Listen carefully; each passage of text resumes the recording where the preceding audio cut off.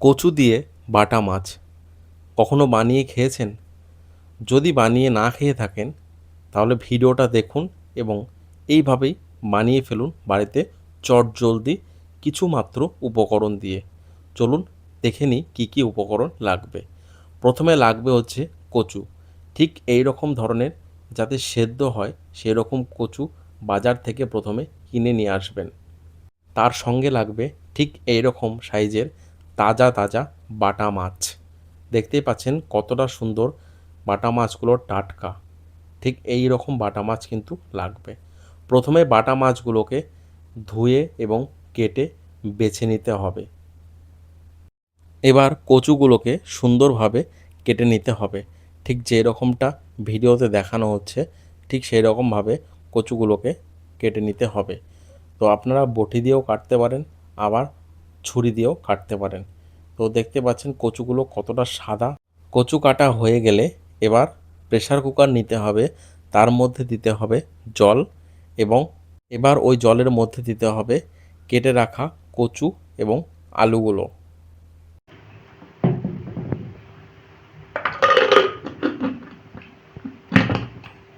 এবার মাছগুলোকে লবণ এবং হলুদ মাখিয়ে নিতে হবে, দিয়ে মাছগুলোকে ভালোভাবে ভেজে নিতে হবে।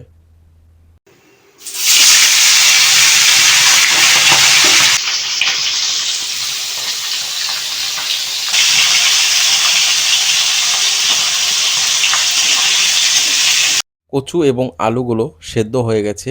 তো কতটা সেদ্ধ হয়েছে দেখা যাক। দেখতেই পাচ্ছেন যে কচু এবং আলুগুলো দারুণভাবে সেদ্ধ হয়ে গেছে, সেটা দেখেই কিন্তু বোঝা যাচ্ছে। তো অন্য একটি পাত্রে কচু এবং আলুগুলোকে তুলে নিতে হবে।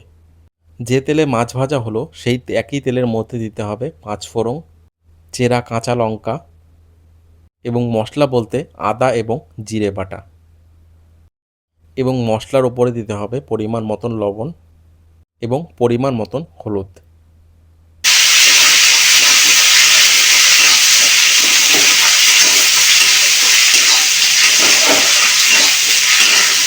মশলাটা কষে আসলে সেদ্ধ করে রাখা আলু এবং কচুগুলো দিয়ে দিতে হবে।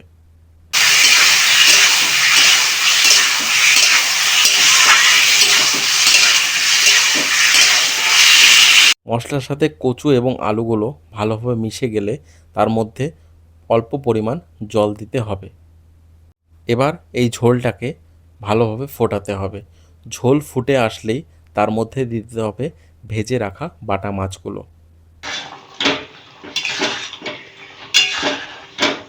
ব্যাস, আর কোনো রকম কোনো মশলা যাবে না। মশলার কাজ শেষ এবং রান্নাও শেষ। এতটা সিম্পল একটা রান্না এবং রান্নার টেস্টও কিন্তু মারাত্মক লেভেলের। বাড়িতে এইভাবে এই রান্নাটা একদিন করে খান, দেখবেন পরের দিন কমেন্ট বক্সে ভালো কিছু লিখছেন।